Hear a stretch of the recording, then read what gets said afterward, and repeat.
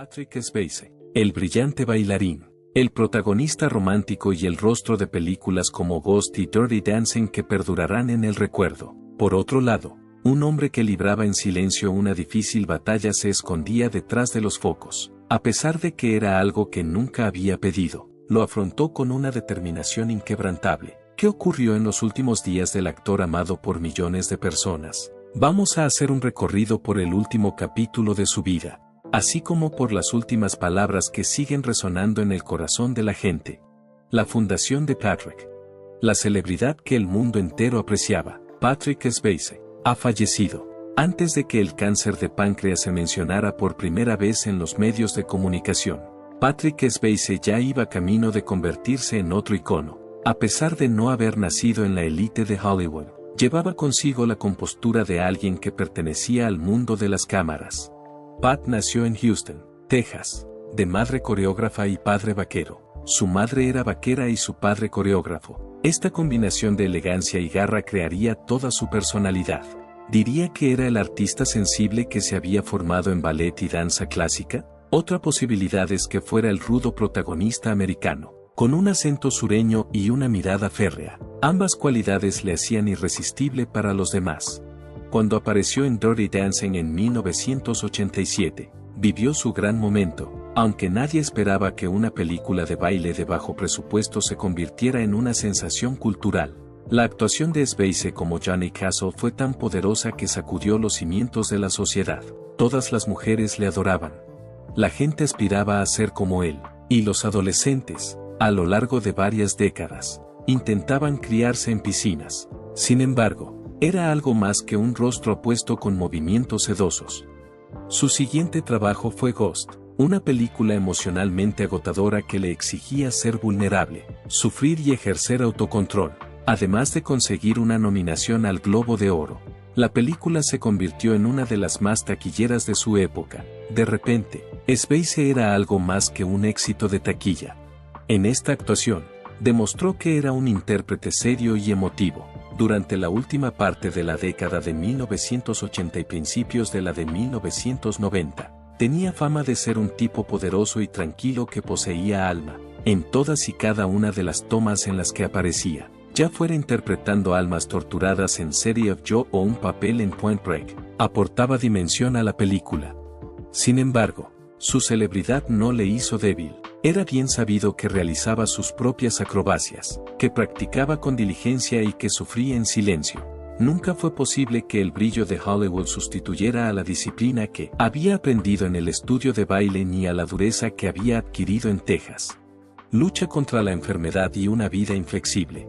Se trataba de un hombre que controlaba completamente su propio destino. Además, esto es lo que hizo que los acontecimientos posteriores fueran tan absolutamente desgarradores. En comparación con todo lo que Hollywood le había dado, era algo más profundo, más desafiante. Llegó de una manera sigilosa al principio. El diagnóstico que impacta a Hollywood, el comienzo de lo difícil, comenzó como una fuente de incomodidad.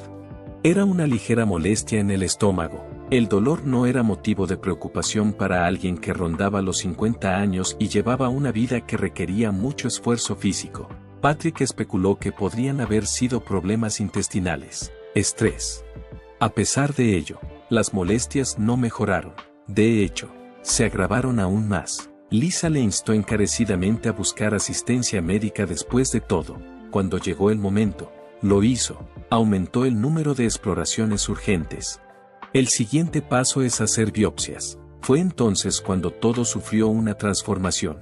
Adenocarcinoma pancreático avanzado a estadio 4. Los médicos fueron directos. El tumor no era un tipo de cáncer que pudiera controlarse, incluso en el sentido convencional. Era imposible mantenerlo bajo control. No era simplemente una posibilidad remota. De 3 a 6 meses es el tiempo medio de supervivencia en esta fase. La mayoría ni siquiera llega tan lejos. Recibir un diagnóstico de esta naturaleza habría sido extremadamente angustioso para la mayoría de las personas. Patrick no era como la mayoría de la gente. Miró a sus médicos a los ojos y les dijo, ¿qué vamos a hacer al respecto? A su lado estaba su mujer, Lisa Niemi, que había sido su compañera durante toda su vida y era su confidente más íntima. Cuando estuvieron todos juntos, entraron en modo de combate. No era su intención buscar milagros. Llevaban tiempo buscándolos. Los días, algunas semanas, lo que fueran capaces de obtener algo de optimismo les dio un experimento clínico que se llevó a cabo en el centro médico de la Universidad de Stanford.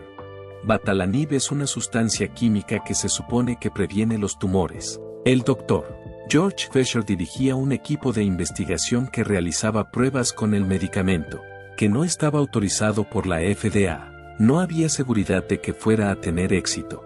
Sin duda, eso era algo, y para Patrick, había algo por lo que era suficiente luchar. No era solo que deseaba más tiempo. Uno de sus objetivos era recuperar el control de su vida. Ese impulso lo llevaría por un periodo de tiempo más largo de lo que nadie podría haber anticipado. Patrick vuelve al plató. Después de enero, febrero y marzo, ya estamos en abril. Tras iniciar su terapia experimental con Batalanib, Patrick experimentó diversos efectos adversos difíciles de prever. Nauseabundo y cansado, estaba hecho un desastre. Cuando su cuerpo entraba en terreno inexplorado, se encontraba en dificultades. A pesar de ello, nunca saltó. Nunca dio muestras de inseguridad. De hecho, cuando le preguntaban cómo se sentía, no mencionaba ningún malestar o agotamiento. Informó a todo el mundo de que así era. Tras su regreso a Stanford el 2 de abril de 2008, Patrick se sometió a un escáner para ver cómo reaccionaba su cuerpo al tratamiento. A pesar de todo, los resultados mostraban indicios de esperanza. Las lesiones del hígado no habían progresado, presentaban una menor actividad metabólica. No ha habido diseminación adicional del tumor pancreático. En cuanto a él, estaba de pie.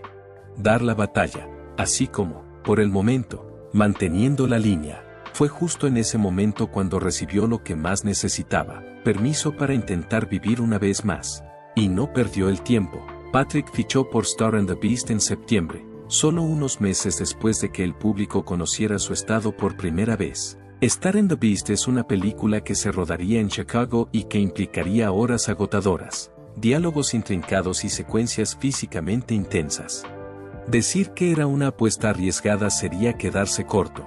Los responsables de la red estaban ansiosos. Hubo consultas de agentes de seguros. Sin embargo, Patrick estaba presente todos los días. No había cuerpos duplicados, se aprendió cada línea de memoria. Se entregó por completo. La imagen no era el centro de atención, ni siquiera la carrera profesional. El tema en cuestión era la desobediencia con el fin de demostrar que aún le quedaba algo en el tanque. En difíciles sesiones de entre 14 y 16 horas. Solo trabajaba 5 días a la semana. Y una vez que las cámaras dejaron de rodar, acudía al hospital los fines de semana para recibir tratamiento de quimioterapia. La inmensa mayoría de los actores habrían retirado su participación. Es imposible encontrarle defectos. Patrick, sin embargo, pensaba que su empleo era un componente de su tratamiento. Mantener su concentración mental era tan vital como la medicación que se le administraba por goteo intravenoso. Además, en cierto sentido tenía razón. Además, luchó contra el tic-tac del reloj con cada una de las escenas que rodó y cada una de las palabras que pronunció. Dolor, orgullo y una silenciosa desesperación se esconden al otro lado del telón. A pesar de ello, Patrick Swayze siguió siendo la tormenta en el cine, hasta el día de hoy, mandando. Tan nítido como siempre. Por otro lado, el verdadero conflicto tenía lugar detrás de la cámara. Se levantaba con el autocontrol de un soldado cada mañana.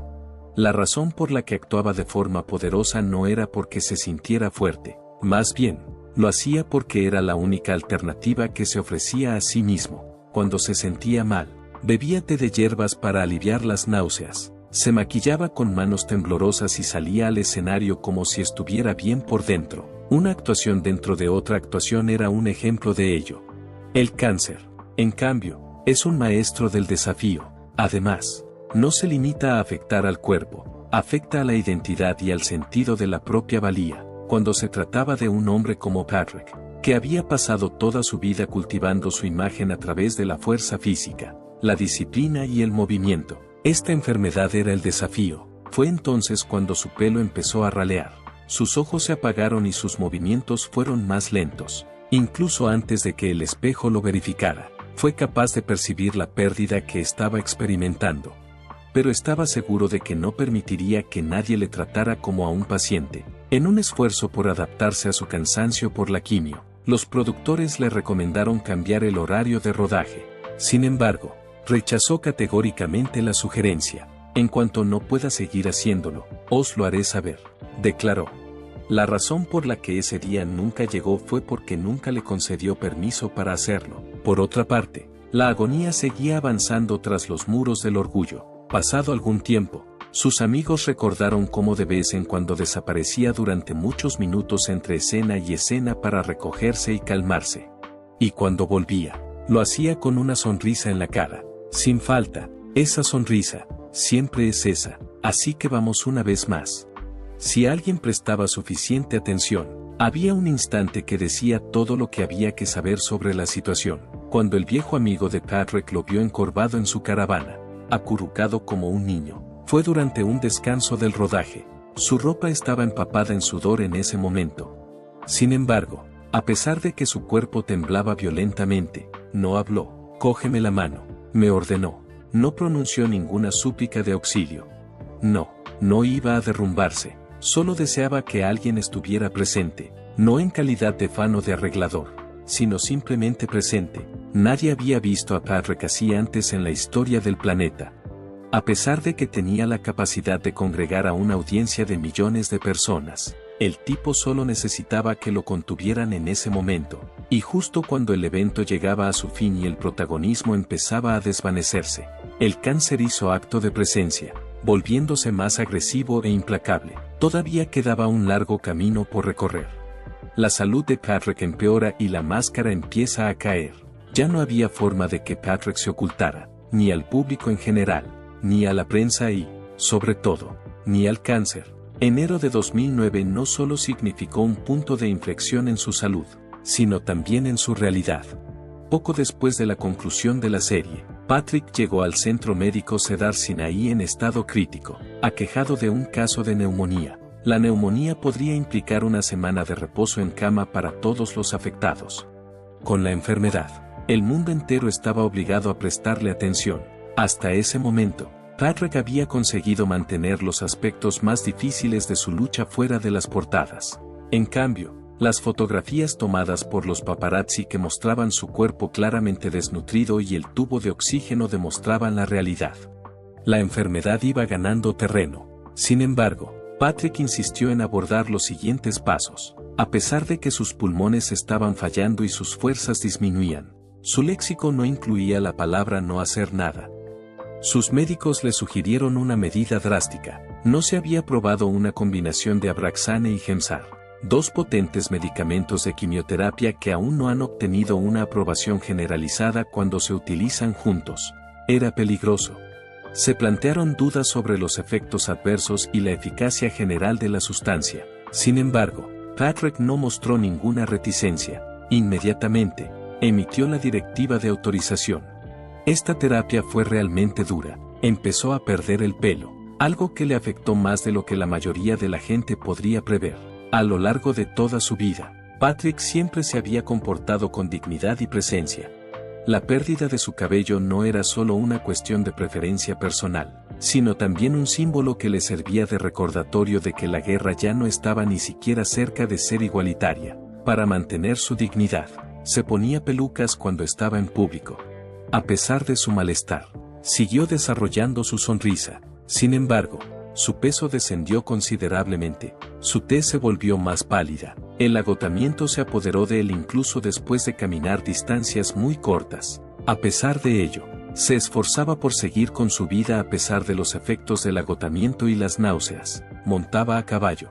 Participó en debates sobre los papeles que podría desempeñar en el futuro, pero había un cambio en su cuerpo, las cosas ya no iban con él. Los que estaban más cerca de él fueron testigos de ello. El habla se está volviendo más lenta.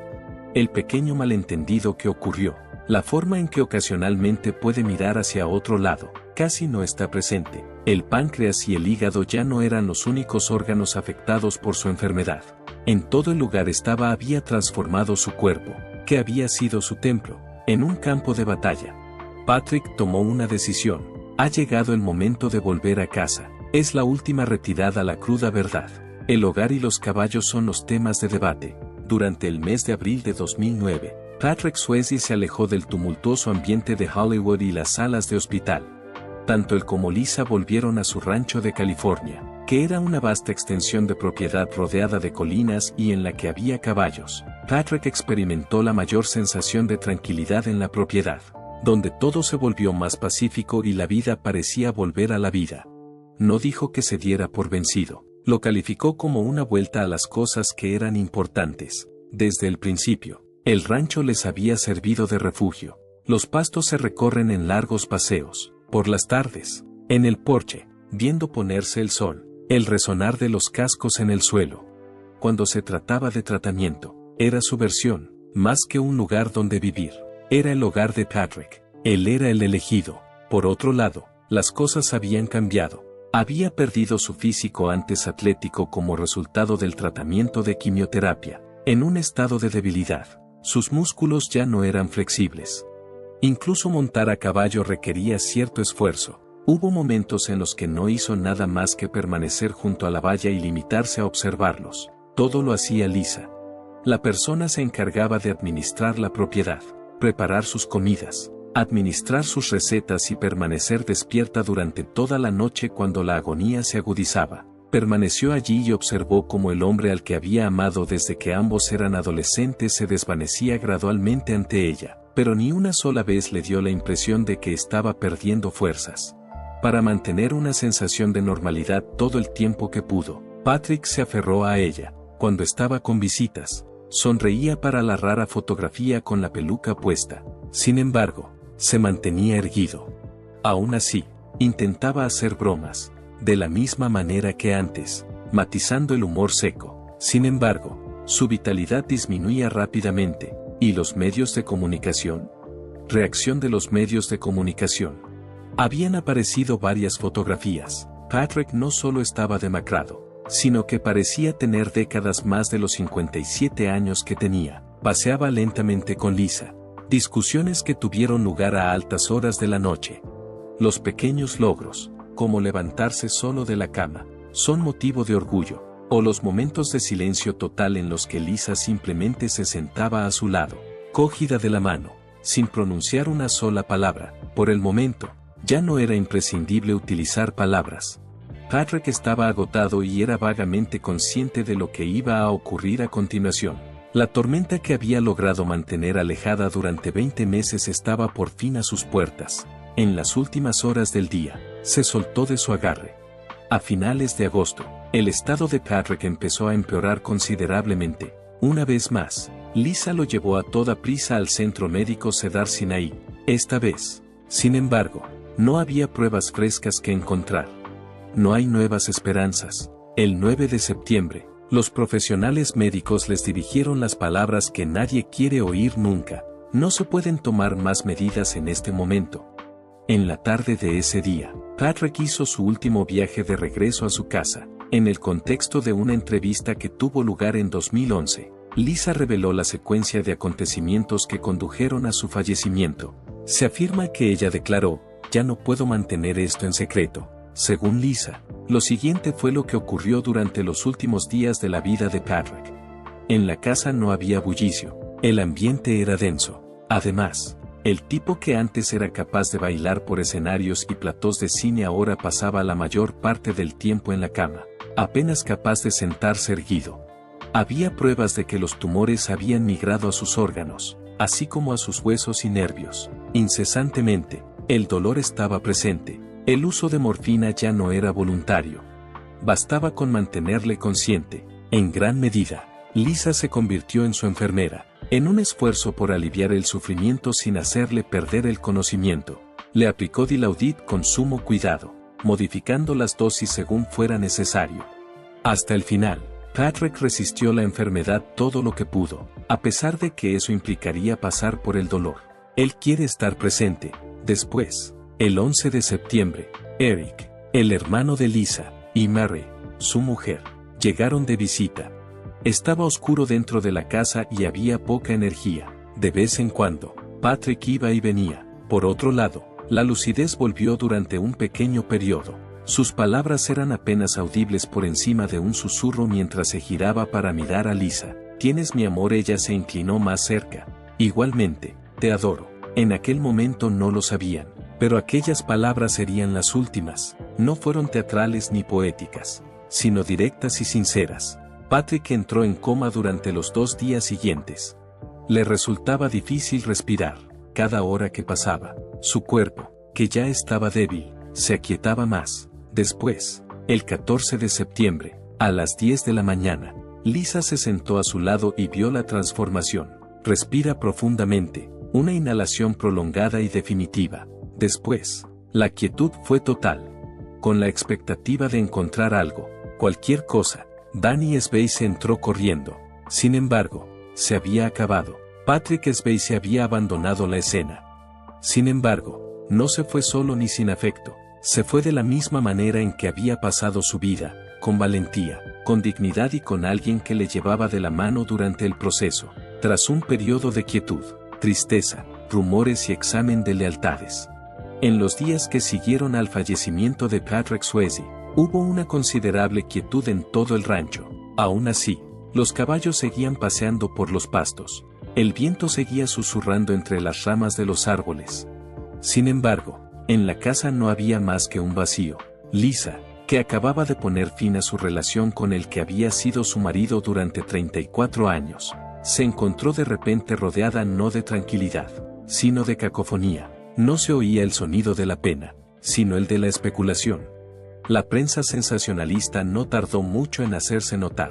Hubo una recopilación de artículos que aparecieron en páginas web. Estas publicaciones contenían acusaciones sobre el papel de Lisa durante los últimos meses de su vida. Las acusaciones de abandono emocional fueron hechas por fuentes anónimas. Los amigos y familiares de Lisa respondieron rápida y decididamente en su defensa. Especialistas independientes, como el Dr. Richard Hunter, examinaron los historiales médicos del paciente y descubrieron que revelaban un relato totalmente distinto. Además de ser constante, la cantidad de cuidados que recibió Patrick fue más allá de lo esperado. Hubo tratamiento para todos los picos de dolor. Pudimos solucionar todos los problemas. Todas y cada una de las visitas al médico fueron seguidas con gran esmero, como resultado de la inspección personal del doctor. Hunter de los registros médicos de Patrick, hizo una declaración pública de que no había prueba alguna de negligencia. De hecho, llegó a afirmar que la prolongada supervivencia de Patrick, que se produjo aproximadamente 20 meses después del diagnóstico, no habría sido posible sin la prestación de un tratamiento atento y continuado. Eso es precisamente lo que Lisa ofreció como consecuencia. Quienes estuvieron cerca de Patrick durante los últimos meses de su vida se refirieron a Lisa como su ángel de la guarda. Ella se encargaba de cocinar, limpiar, llevar la cuenta de cada dosis, coordinarse con los médicos y permanecer despierta toda la noche cuando la agonía empezaba a ser demasiado intensa para que él pudiera dormir. Sin embargo, como suele ocurrir tras la muerte de personajes famosos, las conjeturas de la opinión pública no terminan con el entierro del difunto. Existe un vacío propicio a la formación de rumores, y cuando se silencia la verdad, la información tiene tendencia a hablar más alto. Pero los que contaban, los que sabían, nunca vacilaron en su apoyo a Lisa, ya nunca vacilaron. Todos los que estaban cerca de Patrick, incluido Danny Swayze, sus amigos íntimos, el personal médico e incluso sus antiguos compañeros de trabajo, expresaron el mismo sentimiento. El capítulo final de la historia de Patrick fue un amor que nunca vaciló. Como había demostrado tanto en vida como en muerte, el amor era lo más importante del mundo. ¿Cómo consiguió vivir tanto tiempo teniendo cáncer? Sigamos explorando. ¿Cómo vivió tanto tiempo? Incluso los oncólogos de Patrick Swayze estaban preparados para lo peor cuando recibieron el diagnóstico inicial de su cáncer. Padecer un cáncer de páncreas que ha progresado hasta el estadio 4. Sobre todo cuando ya se ha extendido al hígado, es considerado todo un reto por los expertos médicos. Un número significativo de pacientes solo llega al tercer mes. Si son afortunados, tendrán 6. Patrick tenía una esperanza de vida de 20 años. Por tanto, ¿cuál fue el factor decisivo? A pesar de que el estudio clínico y los fármacos experimentales fueron claramente factores, el Dr. Richard Hunter y otros especialistas creen que no fueron simplemente el estudio clínico o los fármacos experimentales. La combinación de tres potentes factores, que la mayoría de los pacientes no poseen al unísono, fue lo que le permitió vivir durante más tiempo. El primer factor fue su estado actual de salud física.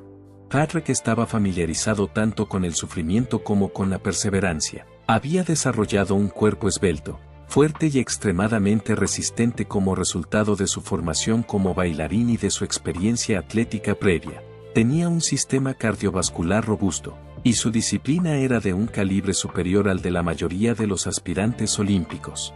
Tras años de esforzarse al máximo, había desarrollado una capacidad extraordinaria para sobrevivir a tratamientos rigurosos, recuperarse rápidamente de enfermedades y soportar regímenes de quimioterapia que harían perder el conocimiento a la mayoría de las personas. La segunda fue el acceso a la atención médica al más alto nivel. Tras recibir el diagnóstico, Patrick no se limitó a aceptar pasivamente la terapia estándar que le recomendaron. Poseía los recursos y los contactos necesarios para acceder a la división de investigación de la Universidad de Stanford. Incluso más tarde, pudo acceder a combinaciones de Gemzar y Abraxane para las que la mayoría de los pacientes no habrían estado cualificados. Entró en el estudio del Batalanib en una fase temprana, se sometió a controles frecuentes y fue tratado por expertos oncólogos de vanguardia. Su lucha no se limitó a su determinación. La artillería médica estaba detrás de él en todo momento. Por último, pero no por ello menos importante, su estado de ánimo personal era el componente quizá más importante. La tarea requería no solo un alto nivel de resistencia, sino también una clara comprensión del objetivo.